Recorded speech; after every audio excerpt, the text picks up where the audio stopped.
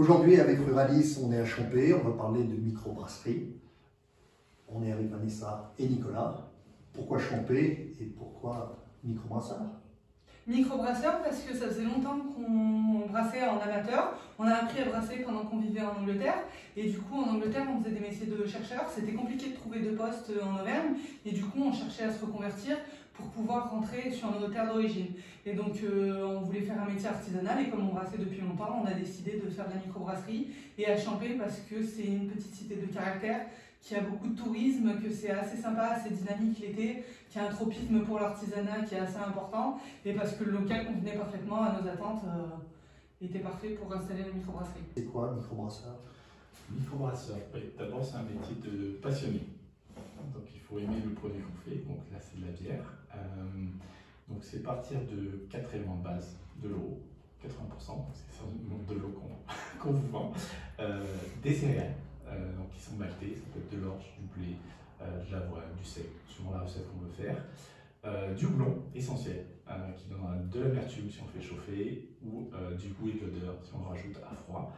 Et le micro-organisme, la levure, qui va permettre de faire la fermentation, donc transformer les sucres qui sont présents dans les céréales en gaz carbonique, qui va donner la pétillance, et en alcool.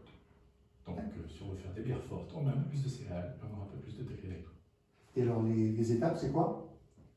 Les étapes de la brasserie. Oui, on a Donc, visité il y a plein de cuves, il y a plein... Le brassage en lui-même, c'est deux grosses étapes. C'est l'empâtage, qui consiste à faire tremper les céréales avec de l'eau à 60 degrés pour extraire vraiment tous les sucres, et l'ébullition. Entre l'ébullition et l'empâtage, il y a d'autres petites étapes, comme le rinçage des céréales, la filtration, mais c'est un peu plus accessoire. Et donc du coup, cette étape d'ébullition, elle est aussi primordiale pour stériliser tout le mou, qui est un jus très sucré qui pourrait être propice à l'installation de tout un tas de micro-organismes. Donc c'est une étape d'ébullition qui dure 1 heure, 1 heure et demie en fonction des recettes. Et du coup, c'est à cette étape où on va rajouter une partie du houblon, le houblon pour donner l'amertume, et qu'on va stériliser la bière. Et après, il y a l'étape de la fermentation, qui se passe dans une autre cuve, qui sera un fermenteur. Nous, on utilise des fermenteurs à fond conique pour pouvoir purger les levures assez régulièrement. Et du coup, dans ce fermenteur, c'est l'étape où les levures vont transformer les sucres en alcool. Donc cette étape, elle va durer 1 à 2 semaines en fonction des taux d'alcool que l'on souhaite obtenir dans la bière. On peut choisir différents types de levures en fonction du type de bière qu'on veut faire. Est-ce qu'on veut faire une bière plutôt blanche, plutôt ambrée? Est-ce qu'on veut qu'il y ait du sucre résiduel dans la bière ou pas? Et après, il y a une étape de resucrage qui est pour nous essentielle parce qu'on fait de la fermentation en bouteille. Donc quand on embouteille la bière est complètement plate. On va rajouter un tout petit peu de sucre pour que les levures se réactivent et puissent produire le gaz carbonique qui va être enfermé dans la bouteille et donner la pétillance à la bière. Donc nous, on a une étape de resucrage qui est importante, l'embouteillage et la refermentation en bouteille. Donc cette refermentation en bouteille, elle ne va pas apporter énormément d'alcool supplémentaire, c'est vraiment pour produire le gaz qui va être enfermé dans la bouteille.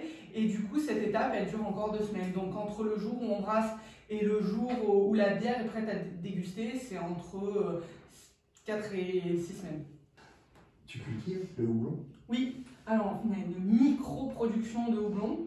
On a une petite dizaine de variétés et cette année on a réussi à faire une bière avec les houblons de notre jardin et c'est une pale ale, donc une blonde assez légèrement houblonnée, mais le but ce serait de réussir à faire 3-4 bières par an avec nos houblons du jardin et notamment on aimerait bien faire une IPA avec les houblons du jardin. Bon, on va les goûter? Allez. C'est laquelle? Alors il s'agit d'une rye IPA, donc c'est une IPA avec un petit peu de sel qui apporte un petit côté épicé. Il y a une légère amertume, elle n'est pas trop forte en alcool, on est à 4,5 et on a utilisé un houblon qui s'appelle Mosaïque et qui va apporter des notes de fruits exotiques.